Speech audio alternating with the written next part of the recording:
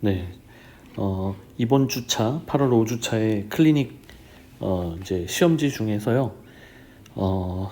오답률 2위, 4위. 그래서 지금 수요일 오늘 지금 선생님이 영상을 찍고 있는 시간은 목요일인데 지금까지 이제 질문이 좀 제일 많이 들어왔던 것 중에 하나. 우리 수특에서 과학 질문의 두 번째에 해당하고요. 여기 이제 그 과학기술 두 번째가 핵 재처리 과정에 대한 설명이 있었던 이제 질문이었거든요.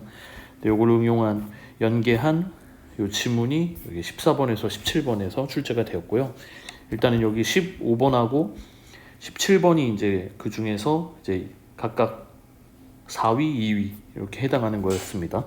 일단은 수특하고 연계해서 셈이 지문 분석을 먼저 해서 빨리 영상을 찍어 보도록 할게요.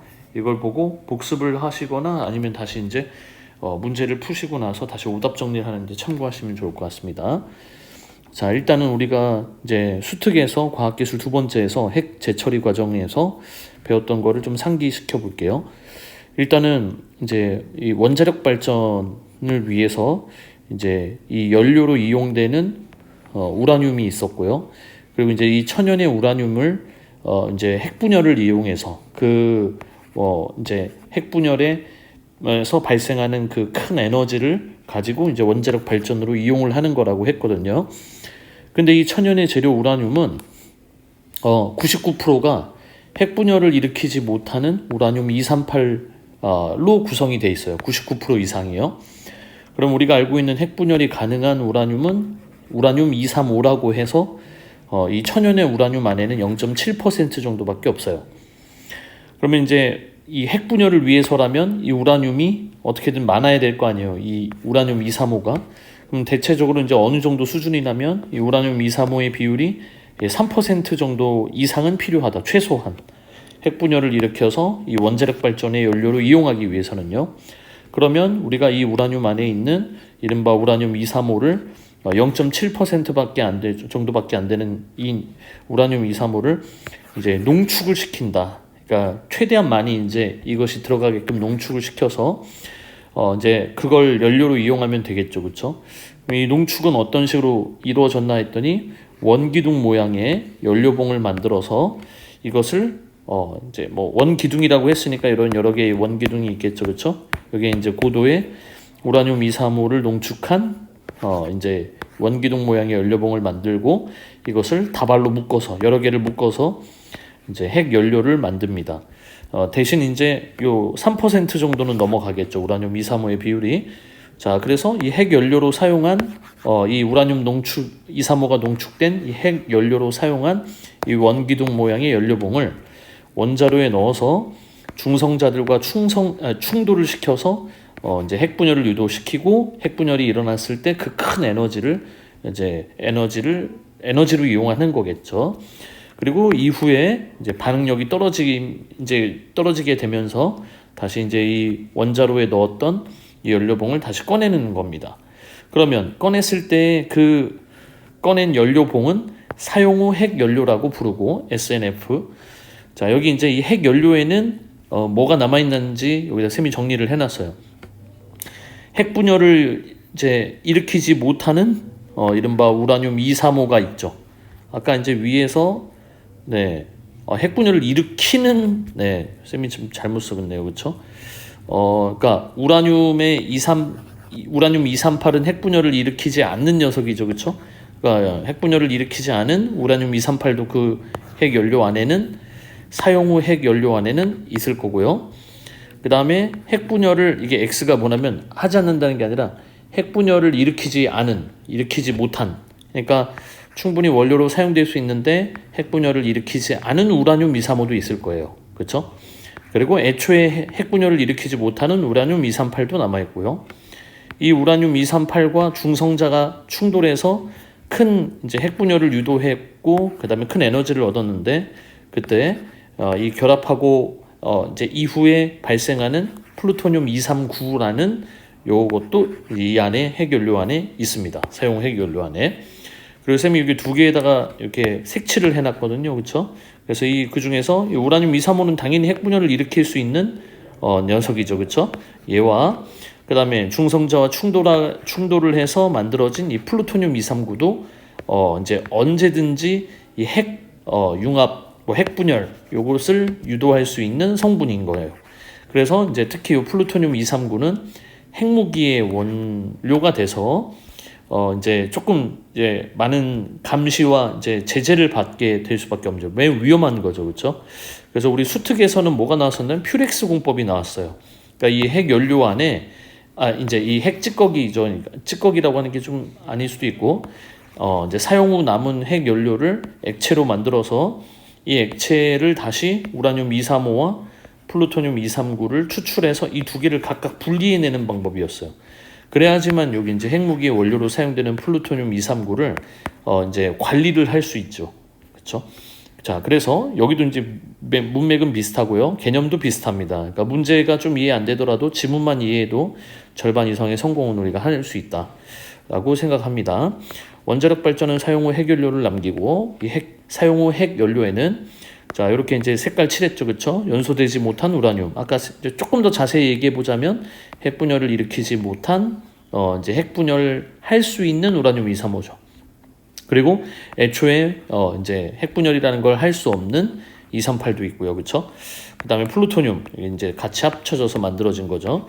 비롯한 무거운 원소들인 플루토늄을 비롯한 무거운 원소들인 초우라늄. 그러니까 플루토늄도 엄밀히 말하자면 초우라늄 안에 들어가는 건가 보네요. 진술로 봤을 때는요, 그렇죠? 플루토늄을 비롯한, 그러니까 포함한 무거운 원소들 초우라늄, 방사성 원소가 반으로 줄어드는 반감기가 수십만 년에 이르는. 그러니까 굉장히 이제 우리가 반감기가 오래되면 오래될수록 뭐 이제 좀 인체에도 많이 해롭고 위험하고 이제 무섭다고 여기는 것들이잖아요, 그렇죠? 이 수십만 년에 이르는 고독성 물질과 그다음에 반감기는 짧지만 뭐 반감기가 짧다고 해서 그렇다고 위험하지 않고 독성이 없다라고 할 수가 없죠, 그렇죠? 단번에 더 많은 이제 에너지를 이제 뿜어내는 거 이게 방사성 원소를 뿜어내는 거니까 방사능을. 그래서 반감기는 짧지만 대량의 열을 방출하는 고방열성 물질. 그래서 총 이렇게 딱 5개라고 할 수는 없지만 이런 것들이 포함되어 있다. 그 안에는요, 사용 핵연료 안에는. 자, 이걸 이제 저장해야겠죠. 저장해 두려면 환경으로부터 격리된, 그러니까 이제 유해하기 때문에 당연히 환경으로부터 격리된 넓은 처분장, 장기간의 안전관리 이런 것들이 필수적이고, 그리고 이곳에서 이 사용 후 핵연료 안에서 핵연료로 재사용할 수 있는 우라늄, 플루토늄 이것을 추출하는 핵 재처리를 하게 되면 아까 쌤이 얘기했죠, 그렇죠? 우리 이제 수특에서도 퓨렉스 공법을 통해서 핵연료를 액체로 만들고 다시 우라늄 235와 플루토늄 239로 이제 239를 추출해내서 나중에는 다시 이것을 두 개를 분리까지 해요, 그렇죠? 자, 그게 핵 재처리 방식이었거든요, 그렇죠? 이렇게 핵 재처리를 하게 되면 전력을 더 생산하고 처분장의 소요 면적도 줄일 수 있다. 그러니까 여러모로 유익하기 때문에 핵 재처리를 하는 거죠, 그렇죠? 이게 처분장이 넓으면 넓을수록 이제 위험한 거잖아요. 그러니까 위험한 면적이 넓어지는 거니까. 그리고 이제 밑에 다만 기존의 핵 재처리 방법들은 대개 핵 확산 저항성을 충족하지 못했는데 그 핵 확산 저항성이라는 게 뭐냐면 핵무기로 사용될 수 있는 플루토늄의 단독 회수가 어려운 것을 말한다. 그러면 기존의 핵 재처리의 어떤 문제점이라고 한다면은 이렇게 핵무기로 사용될 수 있는 플루토늄을 단독으로 회수하기가 어려웠다. 반드시 이제 사용하고 나서 만들어지는 거잖아요, 그렇죠? 이 플루토늄이라는 건 그냥 있는 게 아니라 이 사용 후 핵 연료 안에 이제 있게 마련인데 그 이유는 우라늄의 238과 중성자들이 결합했을 때 만들어지는 것이기 때문에 필연적으로 그 전에 있는 게 아니라 원래 천연의 그 우라늄 안에 있는 게 아니라 이제 이른바 원자로에 넣어서 핵 분열을 일으킨 다음에 나머지 생성된 사용 후 핵 연료 안에 플루토늄은 남게 돼 있다. 그러면 이 플루토늄을 나중에 단독으로 이 플루토늄만 회수를 해야만 그 핵무기로 사용될 수 있는 위험성을 줄일 수 있는데 그 기존의 핵 재처리 방식으로는 그게 좀 힘들었다. 자, 이를 충족하는 것으로 그럼 반대로 얘기하면 플루토늄의 단독 회수가 가능한 것, 그렇죠? 그러면 플루토늄의 단독 회수가 가능한 방법 공정으로는 이렇게 파이로 공정이 있다. 그에 대한 설명을 밑에 이어나가죠. 파이로 공정은 전기 화학적인 산화 환원 반응을 통해서 특정 물질을 금속으로 환원시키는 전해 환원을 기초로 한 방법이다. 그럼 일단 전기 화학적인 산화 환원 반응. 산화는 우리가 알고 있는 대로 전자에 잃는 거, 산소와 결합되는 거. 환원은 반대로 전자를 얻거나 산소와 분리되는 경우. 산소와 결합한다, 산소와 분리된다. 전자를 잃는다, 전자를 얻는다. 이렇게 이걸 가지고 산화 환원이라 얘기하고요. 그 다음에 전기를 들여서 화학적인 방식으로 산화 환원 반응을 일으켜서 그것을 통해서 어떤 특정한 물질을 금속으로 환원시키게 되는 경우 이것을 전해 환원이라고 하는데 파이로 공정이 이것이 이제 기초로 하는 방법이라고 얘기를 하네요. 그렇죠? 쌤이 두 개를 나눠놨어요. 그러니까 파이로 공정에 순서가 있어요. 첫 단계는 전처리 단계. 이거를 이제 구분을 해놓으면 좋겠죠. 선생님처럼 이제 숫자를 확인하는 방법도 있고, 어떤 친구들은 이제 뭐 네모칸을 친다던가 밑줄만 근다던가, 그쵸? 그러니까 웬만하면은 이제 조금 확실하게 해두는 게 낫죠. 읽을 때, 그쵸? 기억력이 좋거나 나는 이제 확신이 있다 하시면은 이제 괜히 바꾸지는 마시고. 자, 첫 단계는 전처리 단계, 두 번째 단계는 전해 환원 단계, 두 개가 있네요. 전처리 단계에서는 이제 사용 후 핵 연료의 연료봉을 분말화했다. 그러니까 분말로 만들었다는 얘기인데요. 이제 우리가 쌤이 이제 수특 얘기를 아까 위에서 꺼냈잖아요. 600도씨 이상의 고온에서 산화시켰을 때 그걸 분말화라고 해요. 그러니까 굉장히 높은 이제 온도에 사용 후 핵 연료를 이제 가열하는 거죠. 이게 막 이제 조금 이제 뜨거운 600도씨 이상의 그 고온 안에서 산화시켜서 이제 이 연료봉을 분말화한다. 분말은 우리가 뭐 이제 가루 얘기하는 거잖아요, 그렇죠?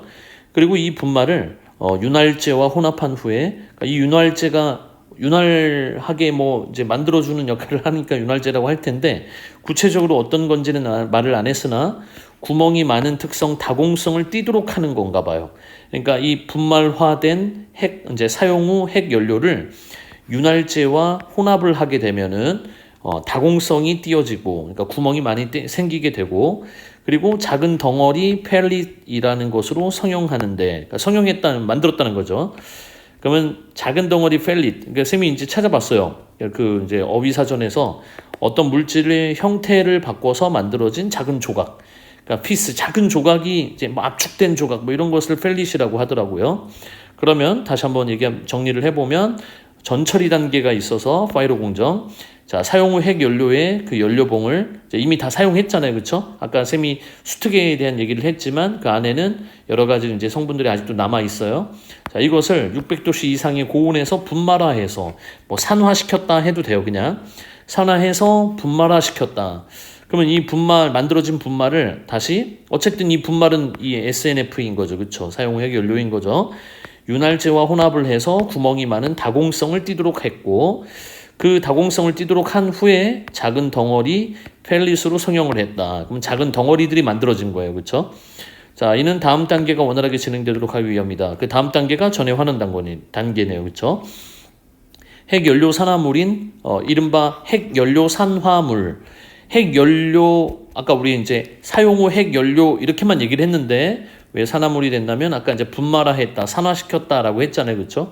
그 분말화가 산화한 거나 마찬가지니까, 산화는 전자를 잃게 하거나 산소와 결합하게 만든 경우죠. 자, 그래서 이 펠릿은 핵 연료 산화물이나 마찬가지예요. 그러니까 다 또 다른 명칭이라고 할 수도 있겠죠, 그렇죠?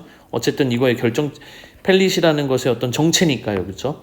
자, 이 펠릿들을 담은 바스켓을 이제 어떤 바구니 정도를 음극으로 삼고 백금을 양극으로 삼아서 이 두 개의 전극을 650도씨의 염화리튬 용융염에 담근다.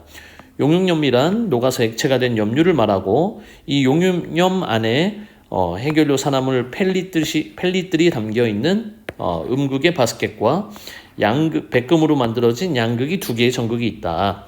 자, 이때 두 전극의 전기 에너지를 공급했을 때 음극에서는 먼저, 그러니까 음극에서는 아까 우리 펠릿들이 담겨져 있죠, 그렇죠? 이 음극에서 용융염에 녹아있던 리튬 양이온이 있는데, 그 양이온에 전자가 결합하게 되고, 그러니까 음극에서든 이제 양극에서든 어쨌든 펠릿이래요. 용융염은 있죠. 이 염화 리튬 용융염은 다 이제 공통으로 있는데, 에너지를 공급하게 됐을 때는 음극에서 먼저 용융염에 녹아있던 리튬 양이온, 그리고 그 리튬 양이온, 음이온도 있었겠죠. 근데 양이온에 전자가 결합하게 돼서 금속 리튬이 되는 반응이 나타난다. 그러니까 그러니까 전자가 결합하고 그 다음에 그 리튬 양이온에 전자가 결합한 이후에 금속 리튬이 되더래요.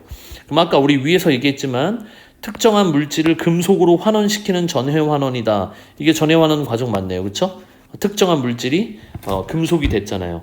그래서 여기에 이른바 이제 음극에서 먼저 일어나는 반응에 대한 얘기를 했어요. 제일 첫 번째는 전기 에너지를 공급했던 거고요. 음극에서 용융염에 녹아있던 리튬 양이온의 전자가 결합함으로 인해서 금속 리튬이 됐고, 자 이제 그 아까 위에서 말한 전해 환원이 일어났고요. 자, 세 번째, 핵 연료 산화물들이, 그러니까 그 음극에는 펠릿들이 있었잖아요. 그 핵연료 산화물들이, 펠릿들이 똑같은 말이겠죠. 이것도 이제 이렇게 펠릿들이 이렇게 해도 뭐 똑같은 말이죠. 환원을 돕는 환원제 역할을 하는 금속 리튬의 산소를 뺏기면서 금속으로 환원이 되거나, 우리 산소를 뺏기면은 산소를 잃게 되는 경우죠, 그렇죠? 그러니까 환원이었죠, 그렇죠? 환원이 일어난 거죠. 그러니까 핵 연료 산화물들이 아직 펠릿들이 남아있는데 그 음극에는 환원을 돕는 환원제 역할을 하는 금속 리튬. 왜 갑자기 금속 리튬이 생겼냐? 그 리튬 용융염에, 염화 리튬 용융염에 아까 전기 에너지가 공급되니까 그 리튬 양이온에 전자가 결합하게 됐고, 따라서 그 리튬이 금속 리튬이 됐잖아요, 그렇죠? 그래서 이제 마이너스 극, 음극에서는 금속 리튬이 생긴 거예요. 만들어진 거죠. 근데 그 금속 리튬이 환원제 역할을 한대요. 그러니까 핵 연료 산화물들이 환원될 수 있게 만들어줬대요. 그래서 환원은 뭐죠? 아까 산소를 잃게 만들거나 전자를 얻게 만들어주는 경우죠, 그렇죠? 그래서 여기서는 산소를 빼앗아서 이제 그 핵 연료 산화물들, 그 펠릿들이 금속으로 환원되게 만들었대요. 결국 금속 리튬이 이제 그 펠릿들을, 핵 연료 산화물들을 금속으로 환원되게 만들었다. 또 하나 마지막, 혹은 되거나 했으니까 오어죠. 전기 에너지에 의해서 산소 이온을 내놓으며 직접 금속으로 환원되기도 한다. 그러니까 전기 에너지 그 자체가 이른바 이제 이 핵 연료 산화물들에게 산소 이온을 이제 뭐 내놓았다라는 건 이제 빼앗아 간 거죠, 그렇죠? 역시 산소가 분리되는 경우는 환원이니까 환원이 돼서 직접 금속으로 그 자체 핵 연료 산화물들이 바로 환원되기도 하더라. 그러니까 금속 리튬이 꼭 환원제 역할을 하건 안 하건 간에 그거와 상관없이 전기 에너지 자체로 바로 산소 이온이 이제 나가지면서 직접 금속으로 환원되기도 했대요. 결과적으로는 어쨌든 음극에서는 이제 그 많은 이 핵연료 산화물들이, 음극의 그 펠릿들이 다 전부 다 금속으로 환원이 된 거죠, 그렇죠? 금속으로 바뀐 거죠, 그렇죠? 전에 환원을 거친 거죠. 자, 산소를 얻은 금속 리튬은 이제 아까 누가 뺏어갔죠? 금속 리튬이 환원제 역할을 해서 산소를 빼앗아 갔죠. 누구들의? 핵연료 산화물들의, 그렇죠? 그러면 산소를 얻은 금속 리튬은 그래서 산소를 얻었기 때문에 산화됐어요, 그렇죠? 산소를 얻는 건 결합되는 건 산화라고 했죠, 그렇죠? 자, 그러면 환원제 역할을 했던 금속 리튬은 산화 리튬이 됐어요. 그렇지만 전기 에너지가 다시 이 산소를 빼앗아 간대요. 그러니까 다시 산소를 빼앗기게 돼서 다시 환원이 되고, 자 이제 결국에는 산화 리튬은 다시 금속 리튬이 되겠죠, 그렇죠? 반대로 양극에서는 음극에서 발생한 산소 이온들이 옮겨와서, 자 산소 이온들이 옮겨오는 거 하나, 그 다음에 전자를 잃는 거 둘. 전자를 잃었으니까 전자를 잃는 건 아까 위에서 산화라고 했죠, 그렇죠? 음극에서는 환원 반응이 일어났는데 양극에서는 산화 반응이 일어났다. 그래서 전자를 잃고 따라서 산소 기체가 발생한다. 마지막에는 이게 과학적인 근거나 배경 지식이 조금 이제 없어도 괜찮습니다. 산소 기체가 발생한다. 충실만 하면 돼요, 그 내용에만. 자, 그러면 마지막 정리, 양극에서는 음극에서 발생한 산소 이온들이 옮겨온 거 첫 번째 1번. 전자를 잃는 산화 반응이 일어난 거 두 번째. 산소 기체가 발생하는 거 3번. 따라 뭐뭐에 따라 했으니까 이제 인과관계거든요. 전자를 잃으면 산소 기체가 발생하나 봐요. 그렇죠? 뭐 이렇게 얘기를 해도 되겠죠. 그렇죠? 어느 정도 추정이 가능하겠죠. 자, 마지막 이렇게 얻어진 금속 물질로부터, 그러니까 이렇게 얻어진 금속 물질이 이제 결국에는 이제 그 사용 후 연료, 핵 연료들인 거잖아요. 그렇죠? 핵 연료 산화물들이 이렇게 금속 물질이 된 거잖아요. 그렇죠? 그 금속 물질로부터 우라늄의 대부분을 회수하는 전해 정년 단계. 우라늄을 대부분 회수하게 만든대요. 여기서는 벌써. 자, 그다음 플루토늄을 비롯한 다른 원소들이 완전히 뒤엉켜 있는 초우라늄과 남은 우라늄을 회수하는, 그 다음에 플루토늄과 남은 우라늄까지 회수해 나가는 단계가 전해 재련 단계. 그렇죠? 이어서 남아있는 폐기물의 처리 단계. 요거는 뭐 이제 남은 잡다한 폐기물들 처리하는 단계네요. 그렇죠? 이렇게 거치면 밑에 파이로 공정은 마무리가 된다. 그러면은 쌤이 이제 밑에 보면 네, 여기 1번 전처리 단계, 2번 전해 환원 단계, 3번 전해 정년 단계, 4번 전해 재련 단계, 마지막 폐기물의 처리 단계. 총 5단계를 거쳐서 파이로 공정이 마무리가 되고, 파이로 공정은 재처리된 금속 해결료를 활용할 수 있는 새로운 원자로가 개발되어야만 유의미하다. 그러니까 아직 이 금속 해결료를, 재처리된 금속 해결료가 활용이 안 되고 있는 상황인가 봐요. 그렇죠? 그러니까 사용 후 핵연료를 가지고 금속으로 만들었는데 그 금속으로 만든 핵연료를 어떻게든 재활용하고 재처리할 수 있어야 되는데, 그러니까 재처리는 이미 된 거죠. 그 사용 후 핵연료를 재처리를 한 거죠. 그러면 그 재처리된 금속 핵연료를 또 뭔가 활용하면 좋겠는데 새로운 원자로가 개발되어야만 그게 가능한가 봐요. 지금은 안전성 문제, 개발이 난항을 겪고 있으며 파이로 공정 중에 방사선 유출 등의 난제, 어려운 부분들이 있기도 하다. 자, 그래서 이제 조금 이제 한번 전체적으로 수특과 그 다음에 여기에 연계되어 있는 어렵다라고 얘기를 했지만 어렵지 않을 수 있다라는 걸 쌤이 이제 자신감을 주기 위해서 미리 질문을 한번 촬영을 해봤습니다. 이후에 문제도 다시 따로 질문을 해주셔도 되고 쌤이 다시 또 다른 거에 이어서 한번 찍어볼 수도 있도록 할게요. 이걸로 참고 잘 되셨으면 좋겠습니다.